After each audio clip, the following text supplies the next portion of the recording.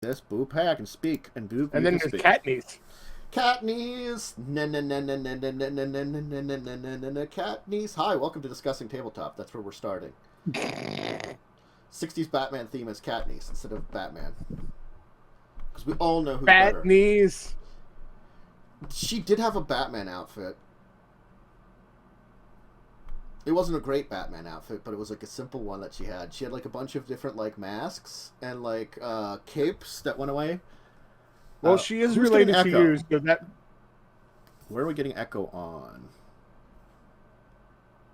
She is related to you, so that is means she is Batty. I'm getting like a. Oh, on you. Okay, I was worried it was on my end. On me?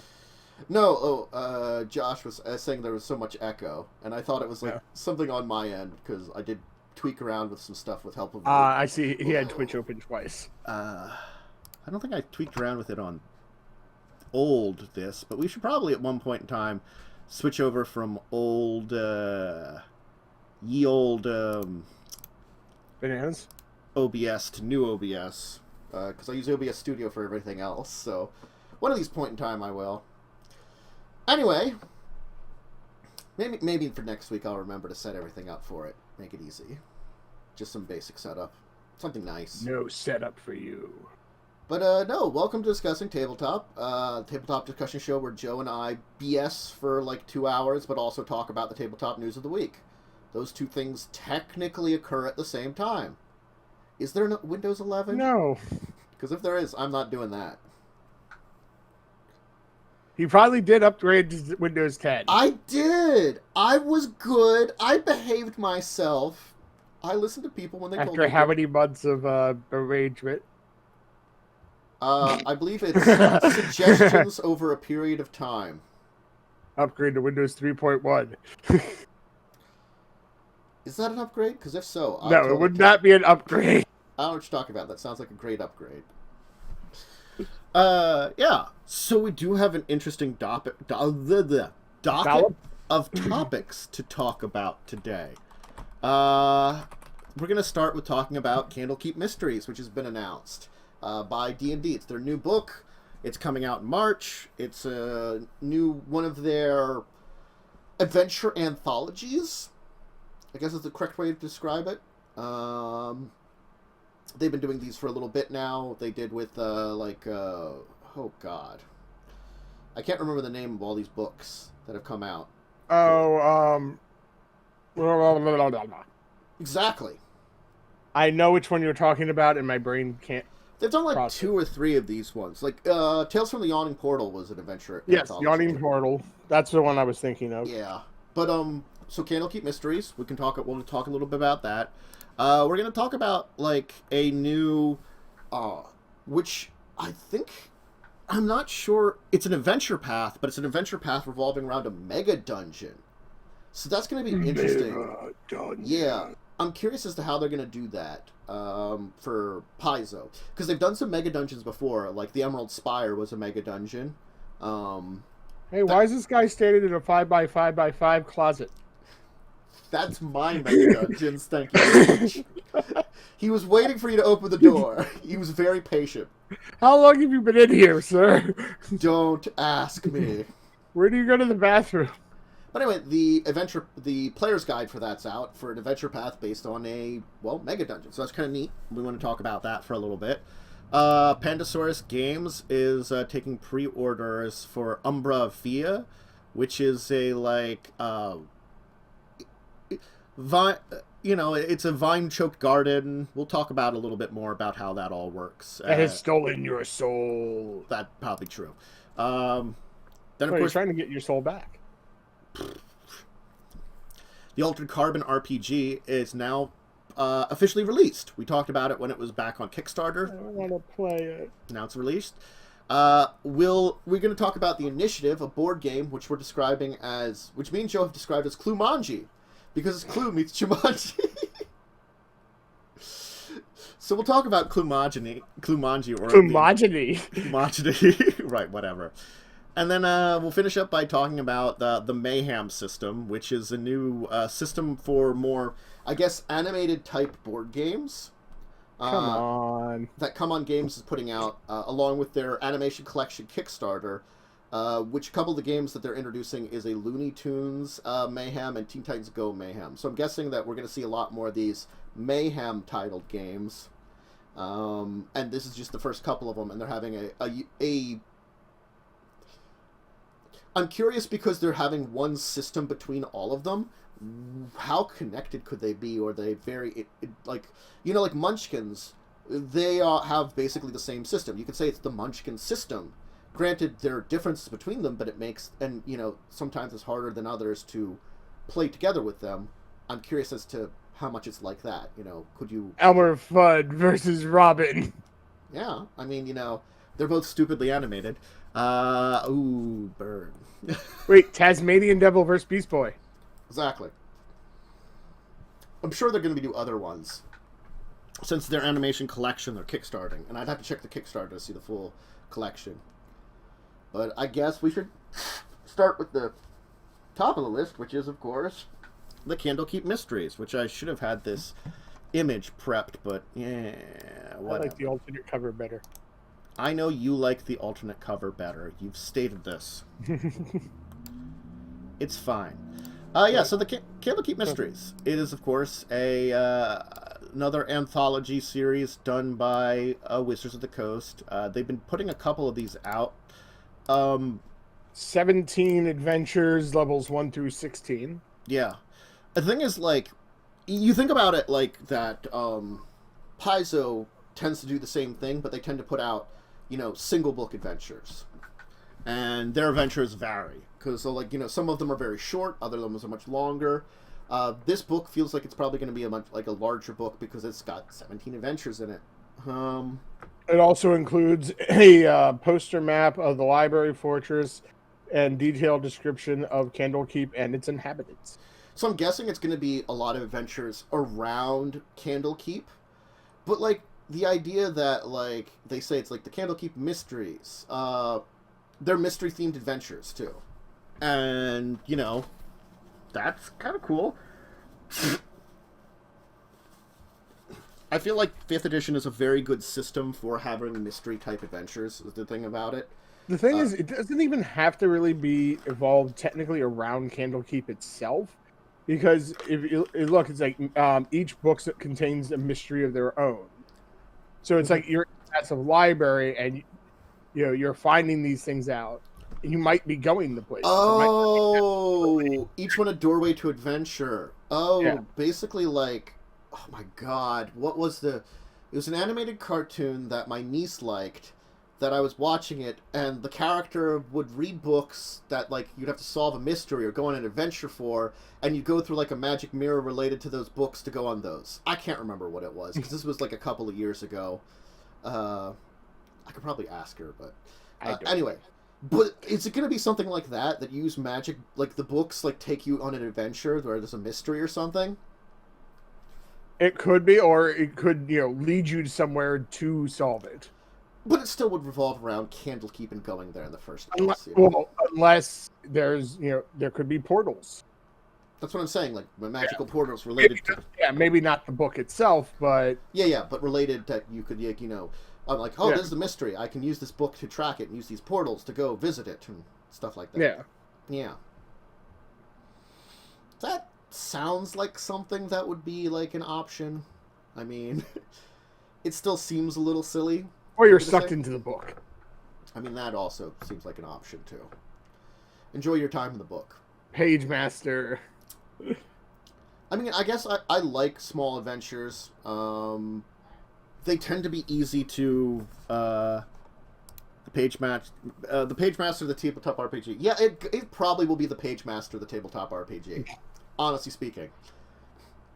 Except less children's animation and more, horrible monstrosities that are trying to murder. Or never-ending story.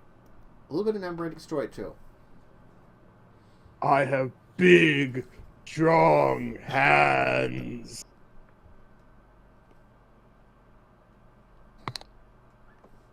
Yeah, that's one thing that I agree with you on that, Lightning.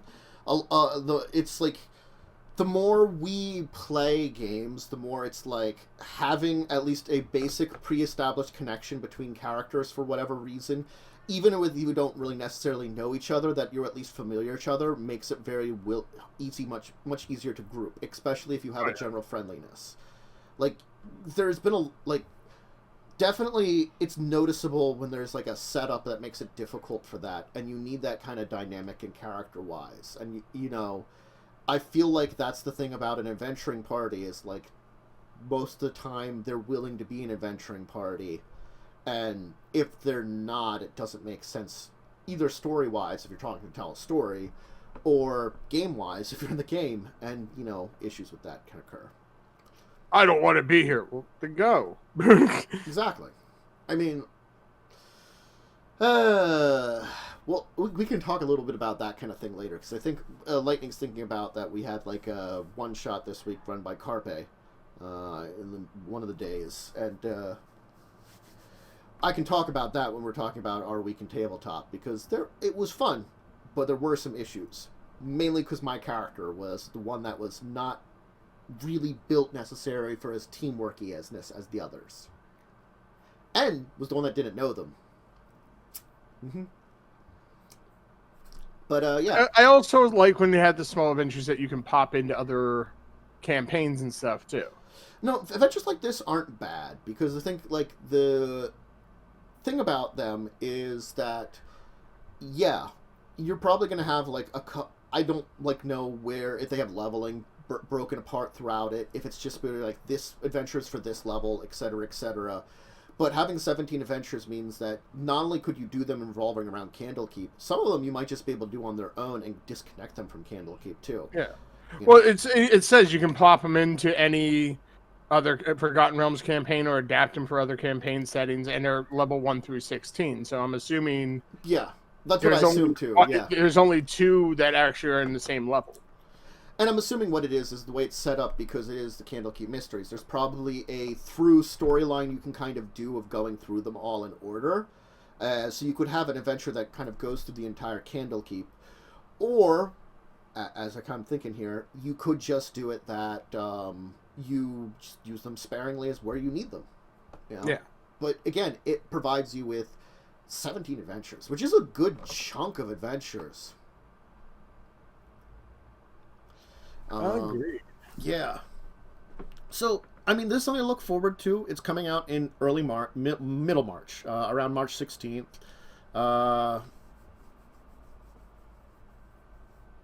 Yeah, mysteries do tend to be more RPG focused, definitely. I mean, the let's kill mentality is an old mentality, though, too. I feel like the let's kill mentality is from, like, it was maybe not as big, but it was kind of established a lot more in the earlier editions of D&D and RPGs, where things were a lot more violent and deadly. Everything was grindhouse. Yeah, so it's like, yes, you had your RPG moments in games like that, but unfortunately in those older games, they were also, like, because of their deadliness levels, you had to be very aggressive and killy, because it was kill or be killed in most of those situations. Like, I'm sorry, 5th edition holds your fucking hand when it comes to living through a lot of stuff. And I was looking at it with Lightning for Pathfinder 2nd edition. They're exactly the same way. They're a little, just slightly more deadly than 5th edition, but only slightly. Just the tiniest bit. Because in 2nd edition, 5th edition, or 2nd edition Pathfinder, you're reduced to 0 hit points. Guess what? You have like a dying condition that goes down. And when it reaches a certain point, you die.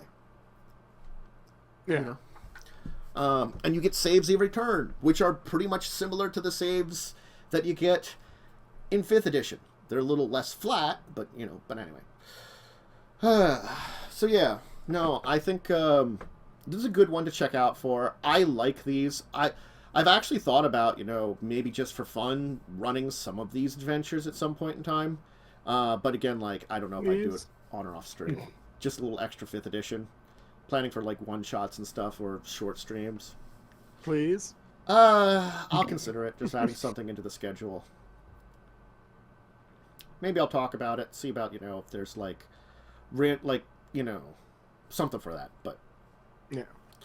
So Candlekeep Mysteries coming out March 16th. You can get both the normal one at local game stores, Amazon for online retailers, and they do have the alternate art cover, which is out, looks like a very like classic mystery book that I'd say would be from like the turn of the century kind of mystery book titles, you know.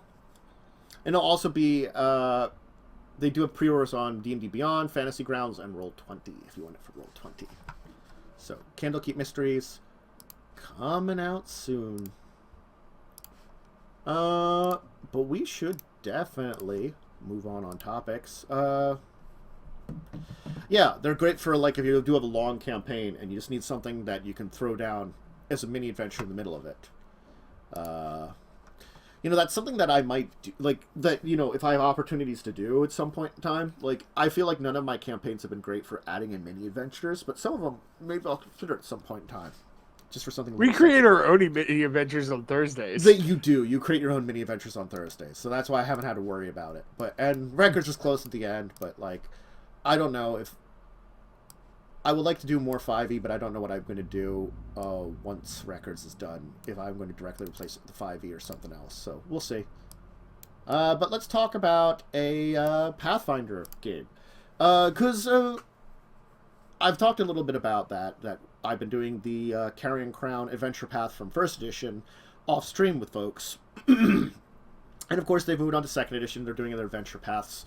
So apparently the Abomination Vault's Adventure Path is the one that's coming up, and the Player's Guide has released. Now, the Player's Guide, they are free. That's the important thing to say about them.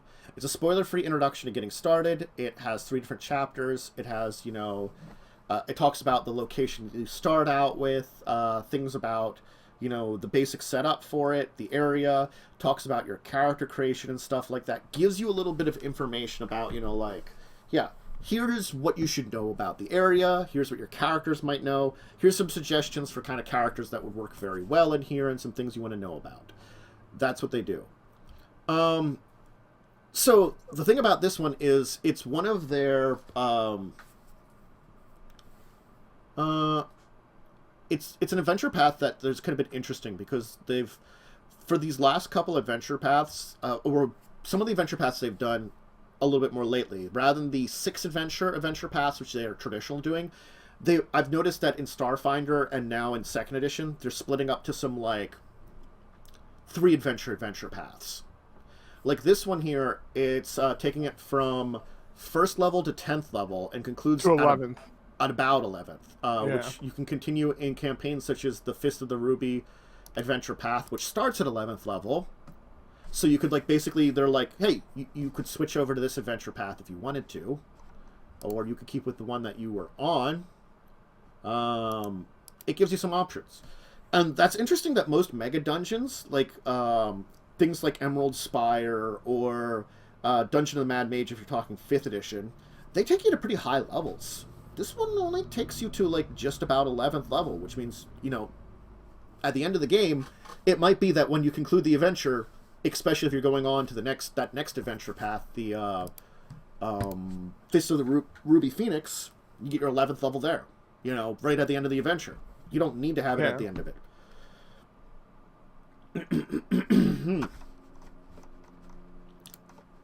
So you get the Cosmic Caravan Pantheon. Ooh.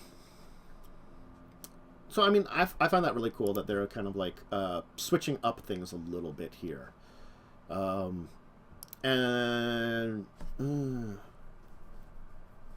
like, you know, yeah, the Abomination Vaults, you're not going to get to high levels, but again, like, it leads into the other one, which I think they're pairing with it.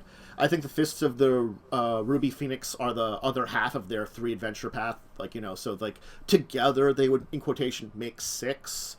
Well, I should shrink that if I'm going to do quotation marks so people can see them. Make 6. But they don't necessarily mean that they're going to actually do that. You can do them separately. You can start on with the one where you're at 11th level. You know, it's a campaign where you start at higher level. Yeah. So, yeah, where was I was gonna look at the adventures. There's the Runes of the Gauntlet, Hands of the Devil, Eyes of the Empty Path, and the thing is, like, I'm curious as to how they're going to split these up, because I'm assuming, because they say it's effectively a mega dungeon that you're going through the Abomination vaults, that effectively I wouldn't be surprised, I'm going to be honest about this one, that in the near future, once everything is out, they don't put out, like, very swiftly, especially because of the nature of this one, a combined guide. Like they did some of their early adventure paths in first edition. They redid them that they were one big book, like Rise of the Ruin Lords, I think Serpent Skull, and I think the one that the video game's based on. You played a lot of it, Joe. The Pathfinder video game. Oh, God, my brain is not working. I know. Kingmaker. Yeah. I think the three of those ended up with kind of like anniversary editions, which were really big. I thought Kingmaker also got it, because I think those were like the first three. I wouldn't be surprised if it wouldn't be like bad to put these all together in like a pack or some kind, or maybe sell them together or something. Because again, like, you're not getting a full picture of the Abomination vaults until you get all three of them, because they are all technically interconnected. That's the kind of interesting thing about having like three separate adventures that are literally separated when it's all supposed to be started the same place you're going to. Yeah. So yeah, no. I think it's a cool experiment. That's the thing about Paizo and their adventure paths, which I was talking about with people, because we've been doing Carrying Crown, and we're talking about maybe like Skulls and Shackles for some pirating adventures. The thing about that Paizo does with their adventure paths is most of them do have some kind of experimentation. Like Carrying Crown brought haunts, which were supernatural ghost traps. Skulls and Shackles has their entire like system of pirating and ship-based combat. The Abomination vaults here, it's trying to build a mega dungeon off over 3 adventures, which in and of itself is kind of experimental, you know, because it's the same place you're exploring, and what does it mean to like go back through all these things and stuff and like get like explore a mega dungeon altogether, you know. And I'm curious as to like what the kind of storyline is. This is one that like actually draws my attention a little bit, as much as I've liked looking at some of the other adventure paths. Cough cough, they look neat. But anyway, so Abomination Vaults, the player's guide's out now. If you're actually interested in checking it out and taking a look at it, you can get it free. Totally free. That's a great thing about their adventure paths. You can take a look, just see what like it gives you for suggestions for characters and stuff, and you know, there you go. And they provide some backgrounds that are appropriate to the adventure path too. So, yeah. Yay, backgrounds. Yeah. Hey. Again, like, the more I play some 2nd edition Pathfinder, the more I have to say about I do both like and dislike it in different ways. I think I like a lot of the stuff, a lot of the ideas they did. It's just some of the ways they lay out the rules are a little confusing and annoying, I think is the best way I could say it. And some of the decisions they made on things like surprise rounds are stupid.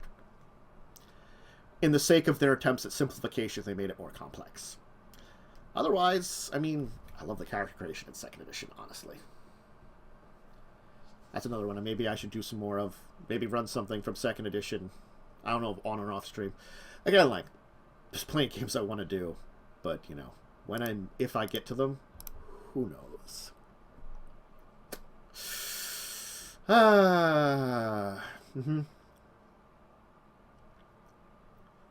Yeah, the wording in 1st edition can sometimes be interpreted in weird ways, because they attempt to be exact, and that doesn't always work. But well, no system is perfect. That's the truth about the matter. No system is perfect. Shall we move on, though, because we do have a couple of more games to talk about, and there's a lot of fun ones, and we can talk about... Getting your soul.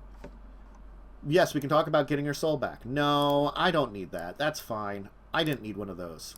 I didn't think you ever had one. Yeah, I sold it long ago. Anyway, enough of that joke. Joe. Yeah, hey. Umbra Via. I'm just adjusting this. Yeah, boop. Yeah, it's a interesting tile placement and bargaining game.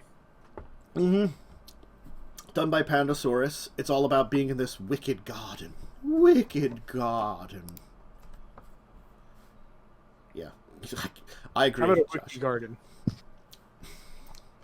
So you unlock the secrets of the Umbra via. So yeah, I guess because it's tile laying, it ends up being that you could call it almost a little bit of a garden maze full of vines and stuff, even though it's a little bit more gardeny that you're laying down the tiles for. Well, what you're trying to do is collect the pieces of your soul back by ending paths. So once you end a path, you can score by depending on who has the most points there. Yeah. That decides how many soul points you get back, and the first collector all their soul points win. Mm-hmm. I mean, it's a very interesting kind of game. Definitely, I like tile laying games and the idea of control and stuff, and Yeah, and it's bidding on the tiles, kind of like Underworld. Yeah. You have to kind of bid on the tiles, and then whoever wins the tile gets to place the tile. Ooh. No, I like the idea of the game a little bit. It's a neat little one that they're throwing out here, and the design with the flowers, the vines. I liked that a little bit too. I mean, that was one of them that was ooh, that's kind of neat. Let's look into this a little bit. Oh, that looks neat. We can talk about that. Now, you are meant to have more than 2 players. There's a 2-player variant for the game that you can play. So it's probably, I believe, how many players does it say it is here? I just had it up. Player count 2 to 4. Yeah, so it's really probably better with 3 or 4 players. Ages 8 and up, and 30 to 45 minutes. I'm just gonna do that. Boop. Link. So I probably should link random board games and stuff. I mean, the Paizo and the D&D stuff are very easy to find in comparison. I probably didn't have to link those. Just saying. No. I don't know much else to say about the thing. It's coming out in March. It's coming out actually a day after Candlekeep Mysteries is coming out. Wow. But you can pre-order it now. It's going to be $40 for a pretty quality, nice art tile laying game with lots of tokens and stuff. That's not a bad price. No, that's a pretty good price for that kind of game. Definitely. It looks interesting. Yes. I'd try it out. Definitely, and that's why I thought it was a good one to talk about today. When we get nowadays, if there's a lot of good news, wow, great! I can make choices between a lot of things. If there's not a lot of good news, it's well, what's the most interesting looking thing out of this lot? Right. I've had that a couple of weeks, but I mean, here's one that I think we definitely want to talk about because it's another RPG and we love RPGs anyway, but also because it's one that we've mentioned before and talked a little bit about, and we're following up because it's been formally released. It's Altered Carbon. Oh, I so want to try this. I love the show. Boop. Boop. I'll link to it's Renegade Game Studios, so, I mean, the only thing about Renegade is I haven't been able to test any of their RPG systems yet. They've been putting out a few of them now. It's been interesting to me because they do have very interesting licenses for RPG systems. And I think did they do Kits on Bikes too? They might have been at least the company above the smaller company that did Kits on Bikes. You might be right. My brain's... Yeah.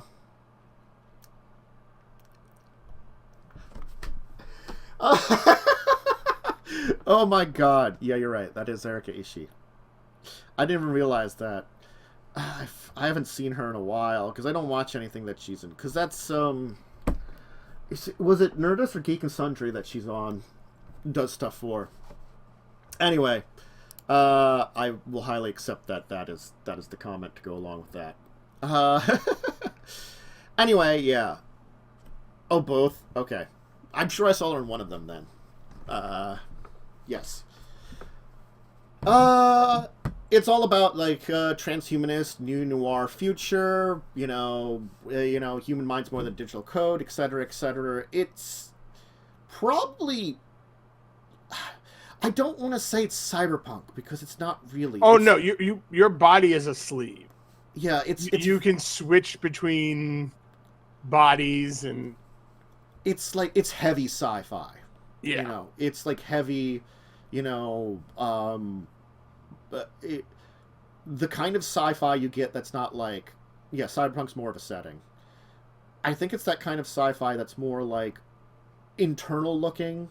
It's not your like Star Treks or space adventure. It's that like level of sci-fi that looks in on humanity and your core and kind of stuff. And I guess that's what it's going to be a little bit about. I'm curious as to how much we're diving into that, because that's like, again, you saw the Altered Carbon series, and it's probably all about, like where man and machine meet and how much, they mix. Yeah, I mean, the if it's anything, like the show, which I'm assuming it is, yeah, it's very good, and I want to do it. mm-hmm. Yeah, I mean, it is like cyberpunk in a way, but it's more, you're trying to feel it's like getting the best body, and you can infiltrate different bodies and stuff like that. Yeah, Shadowrun is more cyberpunk. Cyberpunk the game is more cyberpunk. It might be less on the augments and more on the, beyond just having replacement bodies. And I think the idea of it might be less based around like the cyber part of it, which would make it more cyberpunk, and more on the, because the thing is they call it neo-noir. So I think it's like future sci-fi noir maybe they're aiming for. Yeah, So it's it is. It's there's a lot of mystery to it. Fleshpunk. Oh, that might be a term for it. I hate to hear that, but I'm also like, yeah, because you're like, your body doesn't matter. It's all about your mind. But does it mean you're in like a mechanical body, or does it mean you're replacing your body? Oh no, you can jump into human bodies. The bodies have what's called stacks implanted in all of them, where you can transfer your consciousness into another stack. Yeah, so see, like that's the kind of crazy shit that's coming up here. Certainly. Gonna get into another stack. I definitely think I want to check out the rules. I'm just gonna check something. Yeah, I know I vaguely went over it. I think we talked when we talked about it the first time. Yeah, and it was a lot like the series. I think the basics that they were providing with us at that point in time kind of like sounded a lot like the series for what they were planning, but we don't know how in depth that they were going to go with it. Yeah. Yeah, they're definitely it's less that they want to be like cyberpunk, because again, like I think cyberpunk is its own thing, and I think they're trying to be their own thing, is to say the least, pushing themselves in a different direction. But no. Oh god. Yep. Regardless, though, I think it's something to check out and try out. The game is the base book is $50. You can pre-order now and get a free PDF of the rules when delivered. The game releases in November. Oh wait, that says that down there, but then it says Altered Carbon role-playing game coming January 2021. Huh? Probably the original idea with the Kickstarter was for it to come out in November, and because of some kind of delay, they had to put it out to January. Okay. Honestly, that can happen. Like, delays can happen as part of Kickstarters. Yeah. Definitely, I think it was probably delayed. Ages for 14 plus. I mean, there's probably reasons for that. Oh, yeah. Trust me, like I said, I watched the entire series. It's only a little bit more, what's the word for it? Adult-oriented? Well, it's not like truly adult-oriented. It's more like you have to have a maturity, like PG-13? R? Something like that, if we're talking movie settings? I don't know. Doesn't quite compare quite the same. So, not really good direction to call it. But, you know, Fleshpunk. Fleshpunk is both awful and wonderful as a term that you've coined here, Josh. It's a thing. You could also get the Deluxe edition. I want the Deluxe edition. Deluxe edition for $90. No. Deluxe addiction all the way. Me want Deluxe addiction. Deluxe. It best edition. It Deluxe. Uh-huh. I'm gonna Deluxe you. You're welcome. Let's talk about Clumanji. Ooh, only 4 available of the Deluxe edition. You want Deluxe edition? Oh my god, no. That is God, bad. no. Stop. No. Bad, I stopped. Bad chances. That was very bad. It was very bad. That was very wrong. I stopped myself.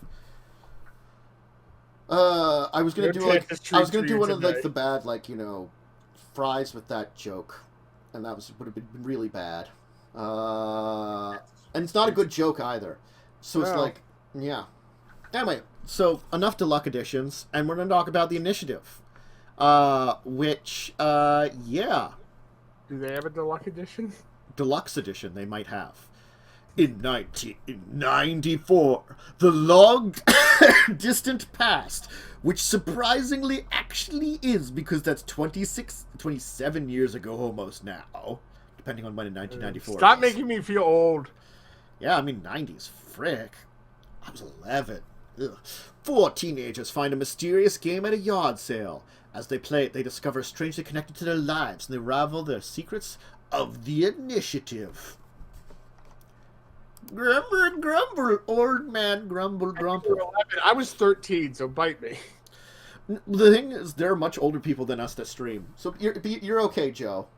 Back in my day. What was it? I didn't watch any of it because I'm not big on it. But apparently, there's like this like freaking 70-year-old grandma that streams WoW, like a lot. That's all she plays. That's like so. It's like wow, good for you. Also, wow. Yeah, that was my thought. It's like, good for you. Also, wow, really? That's your choice of games? Well, yeah, but you think about it. I mean, you know, they might have been an old role player from the, you know, back in early D&D days. That's true. She might have been. Back in her day, she played some. Then she found WoW. Once everybody left the home. You know, husband passed away. What are you going to do with your time? Oh, I was not bad at computer. Dive deep into it. I just thought about, like, you know, watching her just to see if she gives all the terms that they use for like those when she's talking on chat with people. I'm just to see that. Anyway, because it would have been hilarious. Because it's like, wow. Glad for you to be up to date, but anyway, Initiative 94. It's a cooperative board game that's got based on clever strategy, code making, and visual storytelling. It does have that kind of God, Saved by the Bell and Full House were popular. Man, those were the good old days. Saved by the Full Bell. So it's a little Jumanji because apparently you're playing a board game as you're supposed to be playing a board game, or is the board game we're playing the board game our characters are playing? No, you start seeing similarities in your real life in the board game. So we're playing a board game. We're board game-ceptioning? Yes. So you're playing a board game that actually connects to your real life. In the board game? Yes. That's what I'm saying. It's board game section. Yes. Oh, yeah, Sonny. I'll eat your booty off this cliff. Noob? Back in that day, we weren't so much noobs. Bitch. Well, yeah, well, I'm going to hit you with a curmudgeon. That's my line. Don't steal it. By the way, don't with the Unexpected Games, the initiative, don't bother watching the preview video. Mm-hmm. It tells you nothing. They do have a 48-page comic. Before each game, you read a page of the comic to set the stage for the action. This helps you get to know the characters and even help them in their struggles. There's like something that's like... They blocked it out. Yeah. So I'm assuming... I think they did that on purpose. So they're not actually... Just like the blank initiative. There's obviously another word there. But they scratched it out. Yeah. I'm curious as to, like... how replayable is it, you know? Is it like there's 48 adventures that you can do that you're supposed to kind of, like sort maybe That's portrayal style. like. You know, so there's like a comic book page for each adventure kind of thing, setting it up. You know, that's what it sounds like when they say that. Because it does look like the comic's like a big thing. Now they say 1 to 4 players, 8 plus, 30 to 60 minutes. The gameplay is a unique blend of puzzles and strategy. Each mission requires players to solve a puzzle, such as decoding the phrase or cracking a logic puzzle. Through clever card play, the players move around the board. So it sounds like there's 48 ones. And if there is, that's the kind of thing that I see as replayability. Because honestly speaking, like, it's one of those differences between something, let's say, like one of the Time Stories. Time Stories, it is one story that I may pipe through, and, you know, if I replayed the first Time Story, I'm not going to remember everything from it, but I do remember a few things here and there, honestly speaking. There's a lot of stuff I'd be missing. The first one we played a couple of times. The second one, I remember there's zombies. That's about it. I could play through that again. It's been long enough. Yeah. Betrayal. Now, Betrayal, yes. Betrayal's built in such a way that every game, even if it's the same story, will technically be different. Though if you're replaying the same one, you might get in a situation where you have an idea of what to do if you're, like, on the opposite side. This one, if there's 48 different ones, that's more on the Betrayal side, where it's like, oh, I kind of know what to do, but the situation could be completely different. Guess things and uncover stuff. It might have been a Time Story, Lightning. Because we did Betrayal and Time Stories on it, and they're... if it's somewhere in between the two of these, I think it might work. Like, if it's, like... if it's a little bit more story-driven, like Time Stories it was, but more on the end of, like, Betrayal on its ability to be replayable, I think it would be really good. I mean, just having 48 in one game, if that's what it really is pretty good. Honestly speaking. 48 is a really good number. They do have a pre-order for it for $60. A game like this for $60, maybe?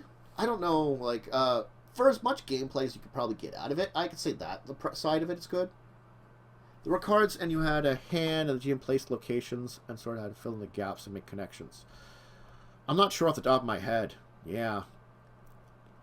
What game we were talking about. There's a couple ones. Like, I've always wanted to do Fiasco on Tabletop Simulator. Because that'd be a fun one to do. Because that's role-playing, you know. The game wasn't allowed to talk, though. Yeah, I don't remember that one. Yeah, I don't... Oh, is it the Ghost one? It's the Ghost one. Mysterium. Mysterium was a good one. Yeah. Yeah, Mysterium's a good one. Where you could also use the Dixit card just to completely confuse everybody. Why is there this lady with, like, tiny children heads on spikes behind her?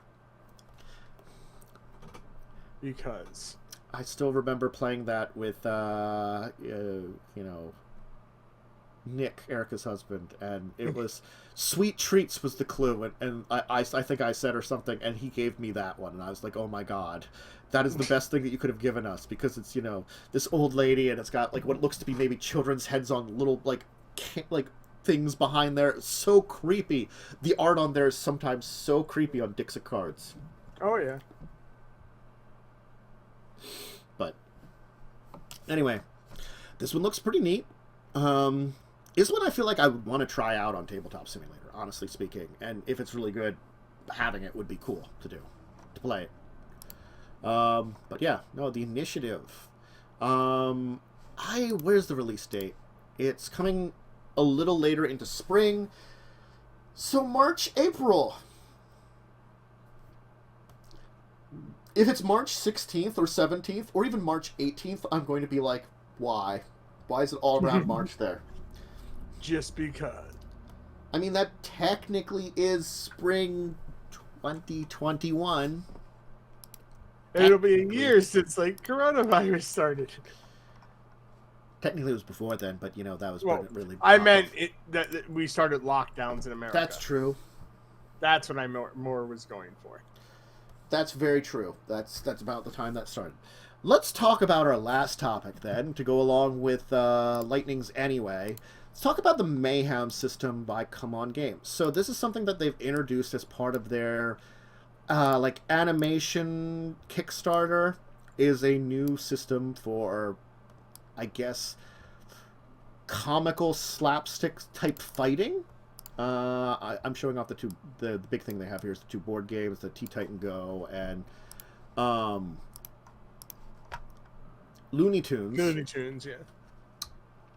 Man, English just has been escaping me today. Toony Loons. A lot. But it always does. Oh, so like mine's okay. been perfect today. The Luck Edition. The Luck Edition. Words are things that happen, and we speak them. And we understand these speaking and these words. Unfortunately, we have not been speaking them well today. I'm trying to see if I can find the Kickstarter here. That's what I was actually getting into. Here it is. The other one is, they're apparently a Scooby-Doo board game is part of the animation collection, and 3 amazing games based on the most beloved animation of all time with beautiful painted figures. Scooby-Doo board game, tried to trap a monster that's been haunting it. So the Scooby-Doo one is part of the collection, but it's not part of their Mayhem system. And then Teen Titans Go Mayhem and Looney Tunes Mayhem. It's funded? Oh, God, that's right. I have to check Kickstarters on... I'm going to let you check this Kickstarter. Because I got to check them on freaking Chrome because it's still not working in Firefox. Screw it, I don't even want to try to fix it. Oh, God. What Kickstarter am I looking for? I put it in the chat. The Come On Animation Collection. Come on!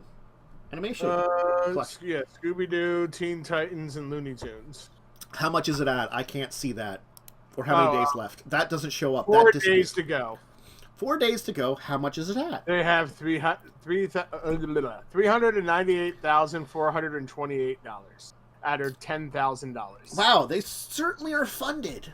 And they have 4,055 backers. Okay, great. That's information that I couldn't see. That part of it. I can see. And they slap you.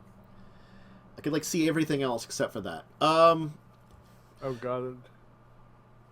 Pepe Le Pew. The Mayhem system, yeah, the core of the Mayhem system is about gaining victory points, with the first team to collect 5 victory points winning the game. The most direct method to gain is KOing opponents. Characters will utilize items and powers in battle. The enemy teams. Characters can be removed from the board. The opponent gains VP. They'll be back next round. Yeah.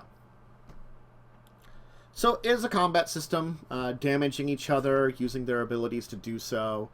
I'm guessing the Looney Tunes one is a little bit more definitely that kind of slapstick humor, and even Teen Titans Go is slapstick humor though too. Honestly speaking, you know.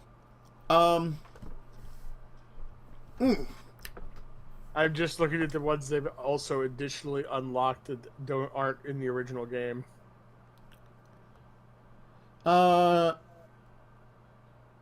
So the Teen Titans Go one has a special deck along with that, people receive missions with chances to gain VP points. So it's a little uniquely different, even though there is that basics of knocking each other out for it. It's that there's an opportunity to gain VP in a different way in that one. And different locations you can kind of go to. These are the first of the Mayhem system games. It's a flexible combat system that is showing up each world unique, and fans, again, The big thing about it, I feel like I'm mostly curious about, is how connective can it be with each other? Because it sounds like at the core, they're very similar. It's a very similar system that, hey, we just have to beat each other up to gain victory points. Though, like, the thing about, like, the Teen Titans Go one having missions that can give things, and that, like, does the locations matter? Like, the locations give a bonus. Does it give a bonus to everyone or specific characters? Like, there's questions I have about it that means, like, are they making this as a universal system somewhere to, like, as I said... I think it's probably going to be like what they've done with the Funko-verse games, which I have slightly tested out so far. There's different ones, but they can be played together. It's just the locations you're playing at, you're combining the boards, and yes, locations that come with the certain characters, only those people are going to get bonuses in those locations. But they all have different abilities and stuff that work and function across locations.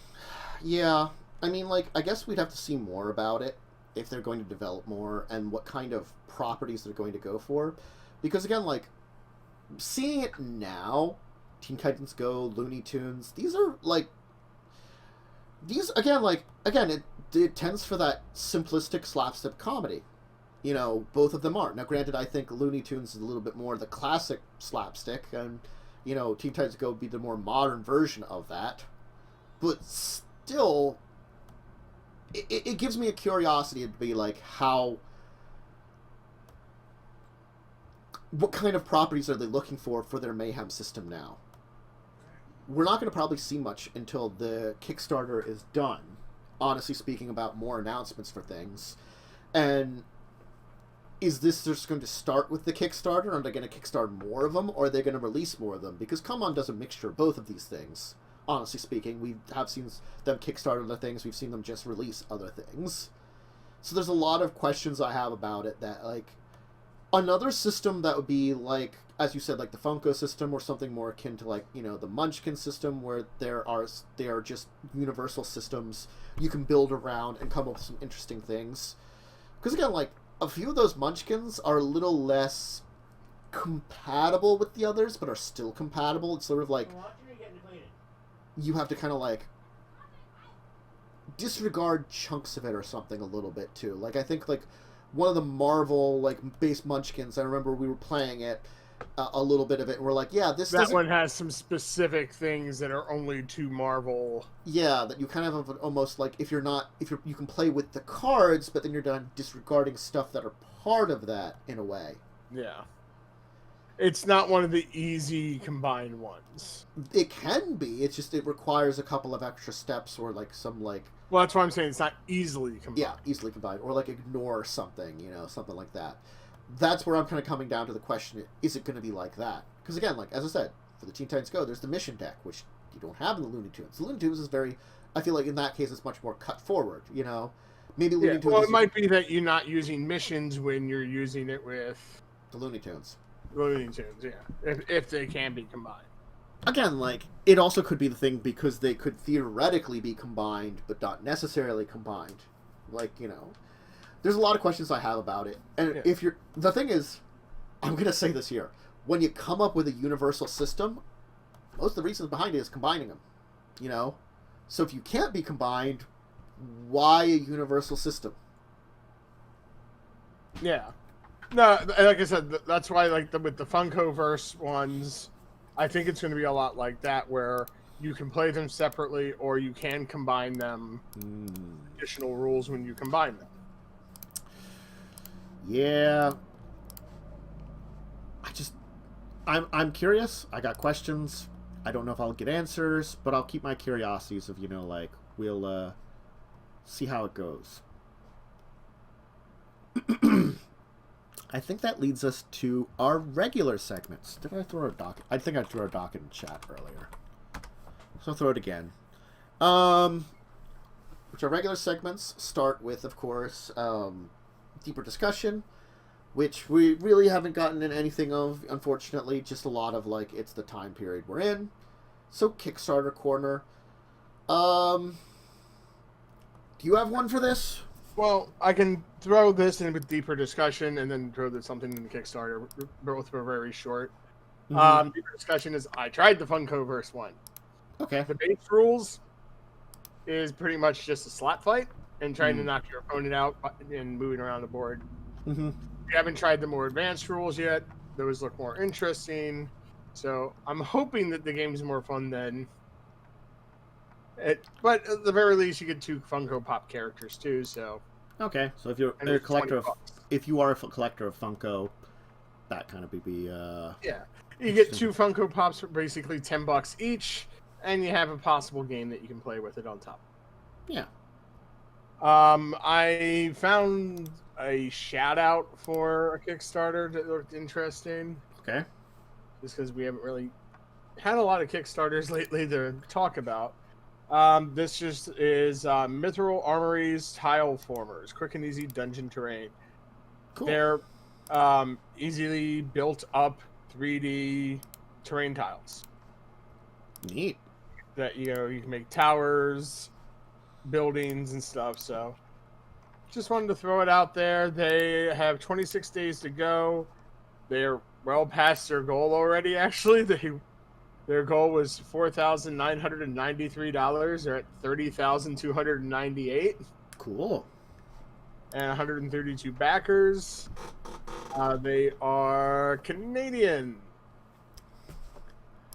based, and they have different ones that you can kickstart. They are a little bit on the expensive side, but considering their high quality material and you can create 3D structures with them, kind of makes sense. Mm-hmm. So that is my throw out there.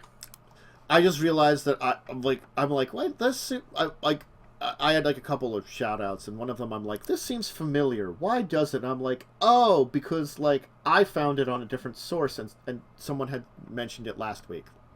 Oh, what, this one? The Altered Familia. The like, I've got it in my bookmarks, so I thought we talked about that last week. My brain is fried so much in this period of time. Anyway, I'm just going to talk about this one a little bit. I can't check how well it's doing because, again, I'm still on Firefox, so I'm not open freaking Chrome up. Babe in the Woods, the second edition of a game. It's based in a little bit of like Halloween night, where players act as various kids and critters that wander the endless mysteries on Halloween night. That's been a little 21. Oh, sorry. Yeah, go ahead. 21 days to go, 345 backers. They are past goal. Their goal was 8,000. They're 11,356. So it's the Powered by Apocalypse system. We've talked a bit about that system. It's mainly made for 2 to 5 players and a game master. You can do like longer set like campaigns, more like movie-like, or short-term campaigns that are more like a TV series. Oh no, they can do like single sessions, which are more like a movie, short-term campaigns that are more like a TV series, or like a season of them, or I guess a couple of seasons for longer time things. You just play with 2 6-sided die. You fill your group with big kids, little kids, critters, toys, and woods children's. And you face fears and explore the woods. It's a lot of like simple adventure. They kind of say that their kind of inspiration comes from things like Over the Garden Wall, Wizard of Oz, or Adventure Time. Kind of like, it's a little bit more kid-friendly. Still got that kind of Halloween, kind of spooky vibes to it. So if you're a big fan of Halloween and kind of like those kind of spooky stories, or want something a little bit, more for playing with kids, this might be the way to go. So that's why I kind of want to shout that one out. Babe in the Woods. And I have a quick random but interesting thing. John Wick writer Derek Kolstad is developing a new live-action D&D series. I think I had heard about that. Strangely, I didn't hear who was developing it, but I'd heard about the live-action DVD series. Yeah, he's the creator and writer of John Wick. Huh. Now he's doing a live-action D&D series, so he's the one that's doing it. Interesting. Yes. But I saw that as a news feed yesterday, and I'm like, That's an interesting mention. That's a very interesting mention. They haven't released any plot information or anything, so something to keep an eye out. Well, when the live-action D&D series comes out, I think we could talk about... Oh, I can get rid of this. Boop. Go away, you. I don't need you anymore. I banish you, image! Are we can tabletop? Yeah. But I banish you. I didn't play 2nd edition Pathfinder this week because we were missing some folks, I believe that's why. Honestly speaking, it's hard to remember. We were doing... Oh, no! We got our friend Beck to join the game now. And oh, that's cool. Beck, they were not able to join us, and we were doing a plan that needed Beck. Because Beck is a witch. Tell Beck next time I said hello. I'll let them know you said hello. Did I do Records of Evil this week? I did, and they had more amazing Australia adventures. They went to a nerd convention in one of the cities because they stopped by there, and I was like, there's a nerd convention. So I'm like, and we made like the horrible jokes because it's a fantasy world where there are literal cat people. What about a cat person dressing up as like a human character? That was the thing. Perfect. But think about how it's the people suit. Yeah. It's so weird. It's perfect. Mm-hmm. And what about the cosplay that there's the two groups of cosplay. There's physical cosplay and magic-based cosplay for those jerks that can use their things. It's like, I'm more perfectly in my details. I'm recreating my character with magic. Mm-hmm. Look at the tattoo. I have done it down to the most integral details of my disguised self. That's what we would get. I made jokes about that. But yeah, they went to that, and they ended up... they're looking for a guide heading into the wasteland that they've been trying to journey into the center of Ost for, which is just purely awful and filled with horrible things that would murder the crap out of them. So I have a red question. Sure. So instead of furries, would they be hubies? Yes, sure. But it's technically be humanoids. Well, I guess it depends on which race they're going for, too. Because that would be appropriate to any group. You could be a dwarf that's a humie. Skinnies. It's a skinnies if you're like a non humanoid, flesh-based humanoid. Like a Tengu or a Tabaxi or lizard folk. Yeah. Then you're trying to be a skinny. Oh my god, this is such a weird thing to think about. But that's what I got for I get these kind of things when I'm building a modern day version of a D&D world. You get these weird things that happen. So we had that, and then I did have Legacies of Kain, where they finished up their adventure. I was able to have Emil do things properly without having to have Dawn there, because Jess was been kind of sick this entire week, so she was unable to join anything, unfortunately. And it ended up being a spy thriller on top of it, because he went into a bar in Mexico to meet with a ghoul. There were two people that could possibly be the ghoul. The first one he went to was doing a drop-off for a spy agency. Going against a cartel. So he got interrupted and joined that.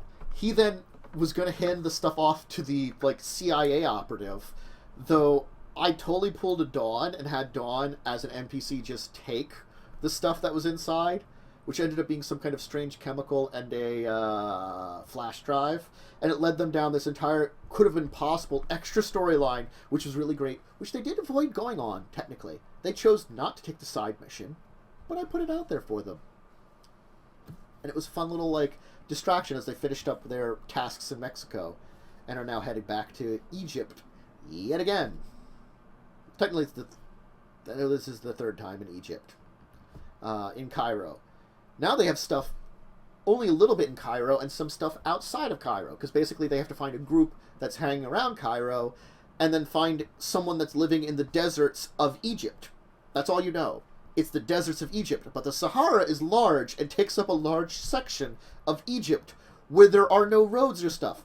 I took a look at Google Maps. There are like a couple of highways that cross Egypt and then nothingness over large portions of it. And I'm like, yeah, there's a lot of desert area this person could be in. Good luck. Now, granted, they could come up with some kind of interesting way of finding the person, and great on that. Yeah. And let's see here. Then I did have Carrion Crown. Sort of. We didn't actually play the game. We did, what's the word? Where you do housekeeping? We did housekeeping for the game.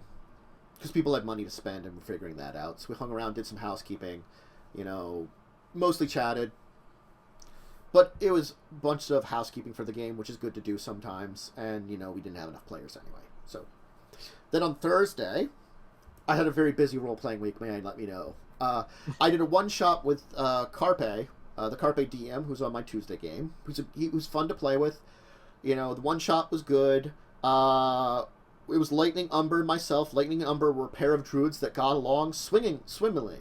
I was a warlock who was a fiend pack, who my literal backstory on my character sheet was I got into deal with an actual demon, and there's a world where devil summoning is the kind of norm, and demon summoning is rare, and I got a pact with a demon, and my solution to many things is, let's summon a demon. And the setup of the storyline was, I summoned a demon to get rid of a bunch of kobolds, because I was like, you know what? I don't think I can take all these kobolds on my own. I'm going to summon one. Then a couple of the kobolds chased me off. I got help with the druids, and we came back, and I was hoping the demon would have been beat up. But strangely, the demon managed to summon another one, which I wasn't expecting. So now there were two demons, and the kobolds were screwed completely. So we ended up killing one of the demons, and then getting some assassin vines to help us defeat and banish the other one. So yeah, it was interesting. I thought my character was okay, but I wasn't really a big fan of the character. Like, I think I probably, I don't know, because this is a character I'd had in a one-shot I'd done with Carpe a couple of years ago. I think it was on I did a couple of one-shots on Evil Squeeze channel on Twitch, run by Carpe. Yeah. So again, it was an adventure that we had to be super smart or super dead. Getting the assassin vines, which are much higher CR than us, to fight the monster that was also much higher CR than us, was a great idea. But yeah, the character was interesting. I think I didn't build the character mostly back in those days. For the one shot, it was just something I was mostly provided with and filled in a few blanks with. Because like that backstory of like the demon summoning and stuff, I would have not have thought of that. So that was given a backstory back in the day. And I think I might have built a character off of it or something, or I built the character and got the backstory then, or something like that. Just to fit in. But it was an interesting character. I don't necessarily... It was fun to play. I don't necessarily know if I'd want to play that character again, just because of the nature of it, and it wasn't really a good teamwork kind of character, but that's kind of where it was. And then we have Children of Wrath, which I will let you talk about, Joe, because I've talked a lot for games.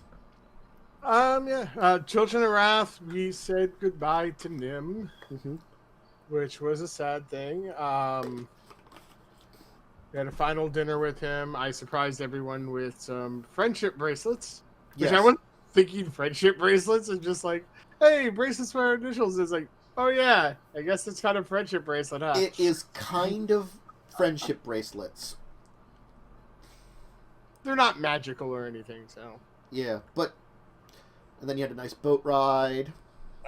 We started our... we took our separate boats. We got our gifts from Nim, which a couple of them could be very dangerous. Again, it's supposed to be stuff that could help be you. very useful as well. Yes. Yeah, but it's not supposed to be something that's necessarily like a very powerful thing. Like the power core for fish. Kaz. Yeah, for Kaz. Honestly, the big thing that he might want to do that for is he could animate his golem with that. Right. That would be the main thing he could do. It could also help supplement if he's going to build like something like the Predator, or rebuild that. That he has part of the gear of the engine of the Predator, but that doesn't necessarily mean that that engine will be the most efficient. A power core might help there. The thing with Carry is... It's a one-time use powerful item, but it could bite her in the ass. Yeah. Your thing, you already know that it helps calm you down, but it has other effects that you haven't discovered. Yeah. Wintress's things has some things that might help her out. Maxwell's loot, it has magical abilities. But it is a very nice, well-made loot, too. You know, things like that. And we got Payday. You got Payday. And all the NPCs got stuff, too. I gave them some items that would be helpful, theoretically, in the future. But, like, the only one that's mainly statted out is Radiant, and I don't know if I have to level her up with you. I was going to level her up a little bit, like, a little slower than you guys, because there would be a point in time when you kind of would reach evenness. But it's kind of hard to level her up because she's, like, built with... I used a Deva as a race and just gave her, like, levels in Alchemist, so it's kind of hard to... Artificer Alchemist, so it's kind of hard to level her up. So I don't know if there's, like, there's little bits of tricks in her stats and stuff, but... Hey, we have to level the bird. Yeah, and leveling up, honestly speaking, you did not get a lot of money. You got a nice chunk of money, but no, it's not like we're rich, but again, your characters, like, that's the difference between a Pathfinder character and 5th edition character. A Pathfinder character needs money because the system is built that you need magic items. 5th edition, you can get away without magic items, honestly. Technically. It's a much more forgiving which system. Is still weird.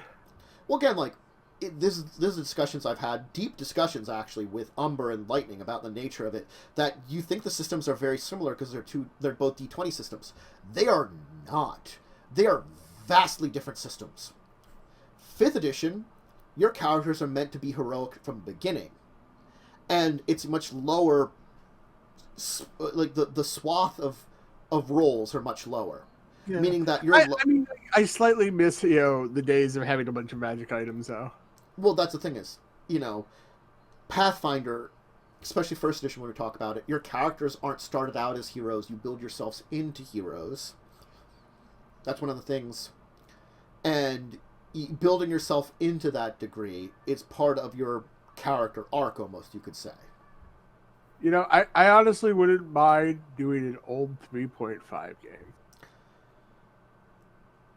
The weird part about that is I kind of, having gone back to 1st edition Pathfinder and seen, like, where the issues were that are, like, were the evolution of that came in about during the time of 4th edition. It didn't look at 4th edition. And then looking at both 5th edition D&D, which evolved off of those kind of systems, and then 2nd edition Pathfinder that evolved after it, I'm like, wow. The issues that were back in that, and also looking back at, I honestly speaking, back when I did some videos for my channel talking about D20 Modern, it is bad. Like, I wouldn't mind going for, like, a one-shot or a short campaign, but a long-term campaign, I couldn't go back to one of those editions for. It's like, I could go back to AD&D for a short campaign. I wouldn't want to do a long one. I remember those days. THAC0 sucks. Yeah. But, again, like, it's the difference that Pathfinder, rather than starting you off on, like, a heroic path, you build it into being a hero. Because, like, in 5th edition, player characters are the only one with player character classes. In Pathfinder, there are other player character classes out there. There are other creatures of those classes, It kind of builds it that way. But yeah, it's the build up in Pathfinder can kind of suck, as Lightning is saying, but it's not something bad necessarily. It can be a fun thing that's different than 5th edition. Where, I still like 3.5. There's still a place in my heart for it. Well, there are some definitely like classes and prestige classes that existed in 3.5 and 3.0 that I really liked that they never really recreated in any other edition, and you don't have the same thing, you know? Well, it's also they tried to simplify stuff because 3.5 had a lot. You could have a lot of complexity. Well, again, it's like Pathfinder First Edition. There's a lot of options. The only advantage of Pathfinder First Edition is, hey, the PSFRD, D20. Yeah. You didn't have that in Third Edition. You had to have pile of books if you wanted to have that complexity. Oh yeah, I still remember sitting in our friend Blaze's basement, and his giant pile of D&D 3.5. I brought mine. He had his. We had these giant piles that if you had to like look up something, you're like, oh hey, here, use my book. You know? Yeah, it's like, can I see blah blah blah book and also this one and this one? I need to reference like 4 different spells. Mm-hmm. Man, those were both the good and awful old days. But so yeah, and we leveled up. Yeah, you guys leveled up. I leveled you up, and you're going to be in a new part where probably it's going to be, I think now that I've got you to 10, I might kind of slow down a little bit on leveling. That's kind of where I want you to be. And because I know this campaign's still going to go on for quite a while with how the storyline is going to go, and I feel like at least 15 is where you're going to end up at the end of the campaign. Whether or not you're going to go higher than that, it's going to depend on how the campaign goes. So I think it's going to be like, now, honestly speaking, like at least 5 to 10 sessions before level up at this point in time. So I'm going to kind of slow down things. It had been quite a while since we... Well, the thing is also, like, your guys are like... Honestly speaking, you guys are like... You averaged probably like 5 sessions of level up, if you look at it. Because you're close to 50 sessions in. Because remember, we played most of a year. It's been a year. Yeah. So I'm going to kind of slow that down. I don't know how much time you're going to have to spend at the wizarding school, but I know there's a bunch of things that are going to happen here. I have a list of things that I'm going to have to happen, and depending on what you guys choose, depends on the kind of side stories we'll do at the Tolarian Main Academy, you know. Hopefully we'll get some more fighting in. That is going to be entirely up to you, and there is fighting designed into the game. It's just going to depend on your choices to depend on whether you get to it or not. I know a few of us have been clamoring for some battles. You guys normally you guys are like, let's get into a fight, and then you do stuff that avoids fighting. Honestly, like, I'm like, I can have fights. I give you fights occasionally, but I'm giving them to you. I'm kind of shoehorning them in. Other than that, it makes your choices on what you do. You know, honestly speaking, you guys make a lot of safe choices. I mean, a lot of them. Which I don't mind, but it's on you on that one. Lightning, I'm not saying I need to be a murder hobo. It's just... You need to disable some people and then slurp your goop body all over them, devouring them and embracing them into your soul. I don't know if I want more people in my head, though. Nah, it's fine. You need more souls. More souls. Devour them until you become a horrible, like, monster beast that just devours and assimilates things. I'm getting humanity back. Mm-hmm. I don't want to get rid of my humanity. I want to gain more of it. Blah. Humanity. Who needs that? Meh. But, anyway. So, yeah. I think that was our week in tabletop. It was a pretty good one. Pretty busy for me. Got some good games in. Yep. I need more stuff. I understand and disagree with that. I have so much stuff. Like, I do need more, but, like... I have 1 game a week right now. It's weird that I want more games because I can do more games, but it's sort of like I need more games that are well spread out. You know, that's the kind of thing about it. Like, I need to, like, plan them out and have them, like, because I can do, like, one game a day is not a problem. And, like, honestly speaking, like, Carpe's game wasn't a problem. I think it's just, like, I was a little... I've been a little bit of, like, a cold or something, you know, because it's that season anyway. Not the plague, because I get a cold every season anyway. Cough, cough. You know, runny nose, not lungy thing. But, you know, so I was a little tired after Carpe's game and picking up food on Thursday, and I was like, I don't know, maybe I should rest up and feel better. But then I'm like, yeah, no, I'll do it. And it was a great game, you know? You know, and I ran it just fine. So again, like, it's like, it's a little bit like when I'm on the cold side, sometimes I don't have the energy as much to do, like, 2 things in a day. But if I'm not running it, it's also a lot easier, honestly speaking. That's why, like, you know, that's why I've been happy to have, you know, like, Beck and Blaze on Monday nights, because that's been really fun, because then I don't have to do as much. But I do want to, like, come up with a list of games that I want to do, when I want to do them, etc., and maybe add in some one-shots here and there, either on or off stream. That might not be a bad idea to do occasionally, with some people being like, hey, do you want to do, like, a one-shot or one of these pre-made adventures short, like, quickly or something? Or some tabletop. Tabletop sim is something that I think I want to, like, add back into the schedule. I don't know if I'm going to start doing, like, Sundays at the tabletop again or something, but, you know, I think I should. But getting people isn't easy, you know? Getting people for, like, a one-shot might be easy. One-shots might be a great way that I can sort of introduce new people to the mix, too. That might be a way that I can do it. It's like, hey, do you want to, like, I ask you, like, you interested in doing, like, a D&D one-shot, you know, just for fun? I do them on stream and stuff, but I'm, like, looking for people that I want to test out, you know, see if they, you know, if you'd be interested in joining a stream sometime, great. If you just want to do, like, a nice one-shot off-stream, doing some one-shots in, like, small adventures off-stream might be a good idea to start introducing new people and play testing them. And I think I should start doing more of that, you know, honestly. But anyway, I think that's it for today. Is it? Yeah. So, I mean, there's Ask the Table, but I don't think we have any questions right now.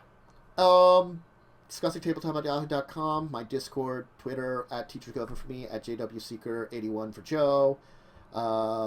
In my Discord channel, you can ask directly there. You know,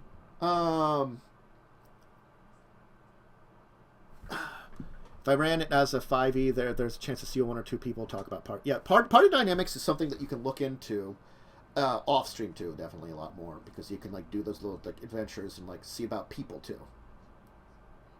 People meshing. And doing, like, a short adventure that might be a preamble to another bigger adventure might be a way to see about making a party mesh too. There's a lot of things that you could do with, like, one-shots and stuff and, like, short adventures for setting things up. But you don't level. There's a lot of good stuff from Tales of the Onion Portal too. Yeah, definitely I should do more of, like, the Tales and stuff, and, like, there's some Pathfinder, either 1st or 2nd edition short shots that are pretty good, you know, like low-level things. But what was I saying? Yeah, just my Discord, link down below. Both of us are on there. You can message us directly, or, you know, etc., different things. I think I'm gonna get going. So, yep. Joe, I'll see you at Children of Wrath, 8 p.m. EST, Thursday. The other games, as we mentioned them, Records of Evil Souls at Monday at 1 p.m. in the afternoon, Legacy of Game at 2. Yeah, Lightning, we can chat a little bit maybe this afternoon. Other games on the console, I'm going to be doing Skulls and Shackles at some point in time. I just have to pick up 2 more players. I don't know the time frame where we're doing it, so that's the problem, is, like, I'm kind of open there. And I think what we're going to do is we're going to try to grab a couple of new people. I got a couple of the 3 people that I've gotten used to Pathfinder with, and I'm hoping maybe to grab some people familiar with Pathfinder but are new to the group. But if not, I'll have to look back at, you know, older people again. I'm just trying to, like, you know, create variety in my games. And then that's a big stream game coming up.